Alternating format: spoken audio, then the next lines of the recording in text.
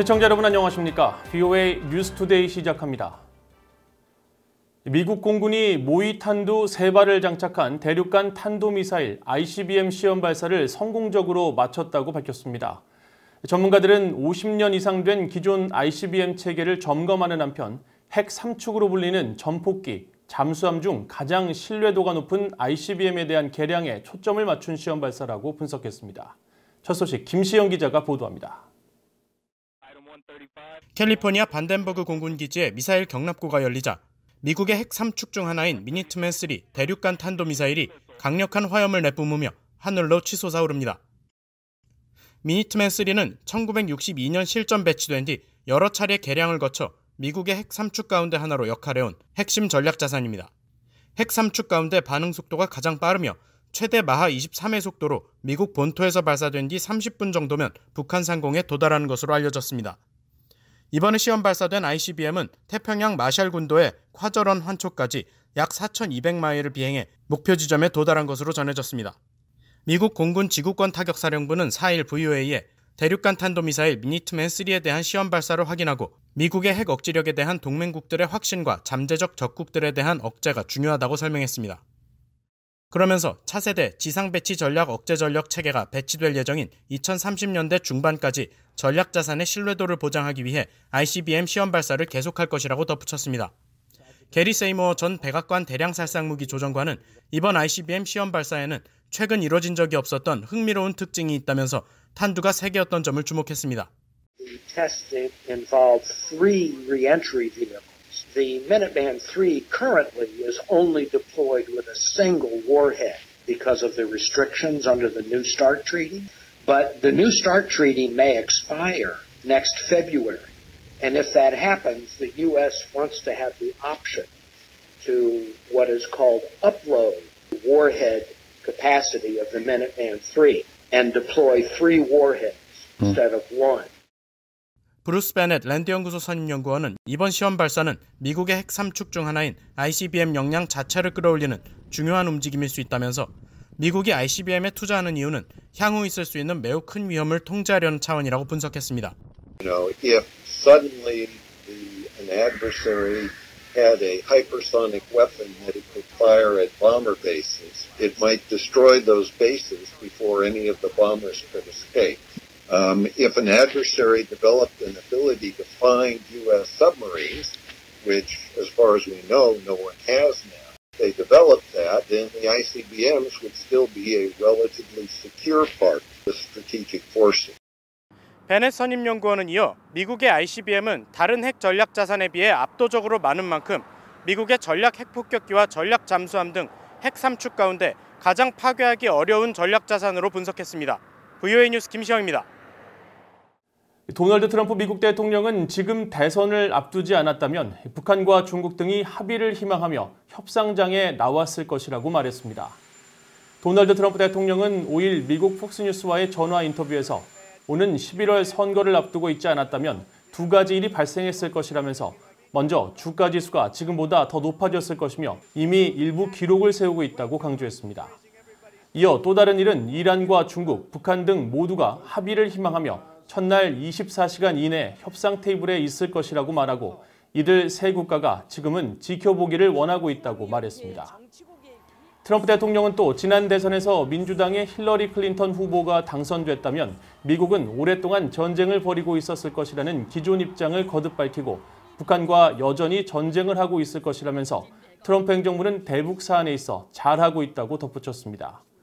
이어 재선 성공 시 의제와 최우선 과제에 대한 질문에는 경제 발전과 함께 동맹국들의 공정한 방위비 분담금을 꼽으면서 동맹국들이 수년 동안 미국에 바가지를 씌우고 있으며 이들이 체납된 금액을 지불하지 않고 있다고 말하고 그들은 우리의 동맹국이고 모두가 그들을 훌륭한 동맹국이라고 말한다는 점을 인정한다면서도 동맹국들은 대가를 지불해야 한다고 강조했습니다. 아스펜 안보 포럼에 참석한 마크 에스퍼 국방장관은 중국과 러시아에 초점을 둔 안보 정책의 전환 중요성을 강조하면서 이에 따른 미군의 재배치 계획을 다시 언급했습니다. 특히 최대 위협에 공동으로 대처하기 위해서는 동맹과의 공정한 분담도 중요하다고 지적했습니다. 김동현 기자가 보도합니다. 아스펜 안보 포럼에 참석한 마크 에스퍼 미국 국방장관은 이란과 북한이 현재의 위협이라는 점은 명백하지만 동시에 미래도 생각해야 한다면서 자신은 여러 도전 과제들 사이에서 매일 선택을 하는 입장에 놓여 있다고 말했습니다.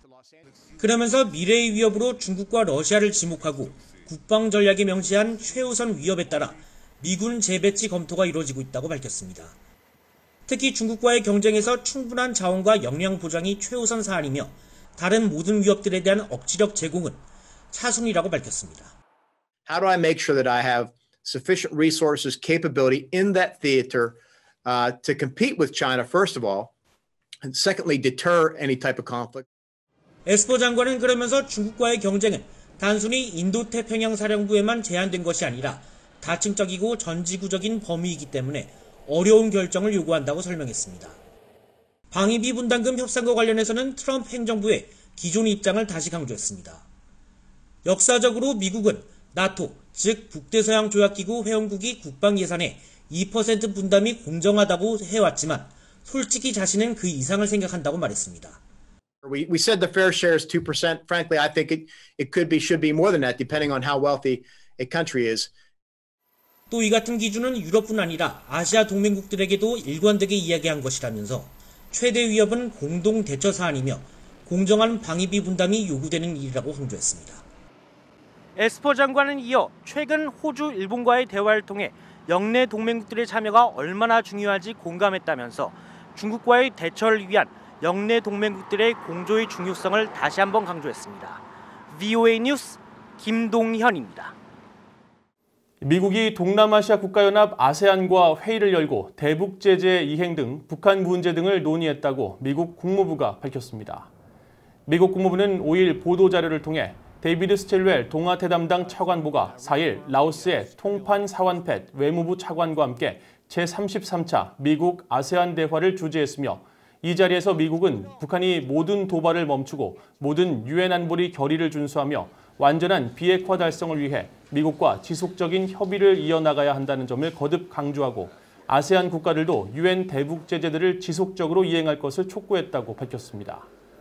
한편 유엔 특별 정무 차석 대사에 지명된 알렉스 웡 국무부 대북 특별부대표는 5일 상원 인준청문회에 출석해 미국은 북한과의 협상에 준비된 강력한 범정부팀을 갖고 있다면서 미북 정상회담을 통해 북한의 완전한 비핵화 약속을 받아냈지만 실무 협상을 통한 로드맵 확보가 필요한 상황이라고 밝혔습니다.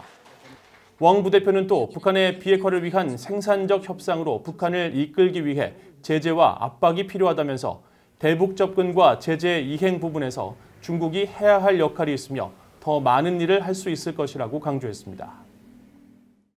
최근 한국에서 북한으로 넘어간 탈북민이 신종 코로나 바이러스 감염증 검사를 받았지만 결론을 얻지 못했다고 세계보건기구 WHO가 밝혔습니다.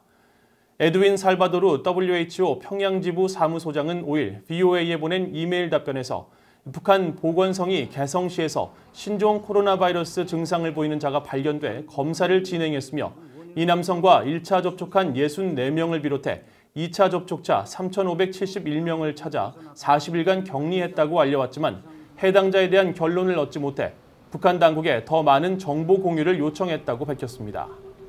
한편 북한은 지난 7월 23일부터 30일까지 북한 내 신종 코로나 바이러스 관련 격리자는 3,737명이고 이번 월북자와 접촉한 사람 등을 포함해 모두 4,380명을 격리했다고 WHO에 보고한 것으로 알려졌습니다. 또 지난해 12월 31일부터 지난달 말까지 북한에서 격리 후 해제된 사람은 외국인 392명을 포함해 모두 25,523명에 달하지만 북한은 여전히 확진자가 발생하지 않았다고 주장하고 있습니다. 지난해 전 세계에서 발생한 자연재해로 인구가 가장 많은 피해를 입은 국가들 가운데 북한이 두 번째로 많은 피해를 입은 나라인 것으로 나타났습니다. WHO 세계보건기구 산하 재난역학연구소와 미국 국제개발처 등은 5일 공동으로 작성한 2019년 자연재해 보고서에서 지난해 북한에서 발생한 가뭄으로 북한 주민 1,010만 명이 영향을 받았다면서 이같이 전했습니다.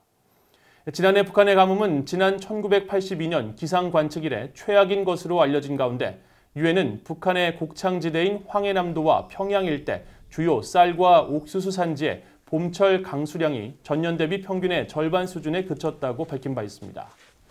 가장 많은 인구 피해국은 사이클론 파니로 2천만 명이 영향을 받은 인도였으며 홍수로 1,000만 명 이상이 피해를 본 이란과 가뭄 피해가 있었던 짐바브웨, 파키스탄이 북한의 뒤를 이었습니다. 이상으로 VOA 뉴스투데이를 마칩니다. 시청해주신 여러분 고맙습니다.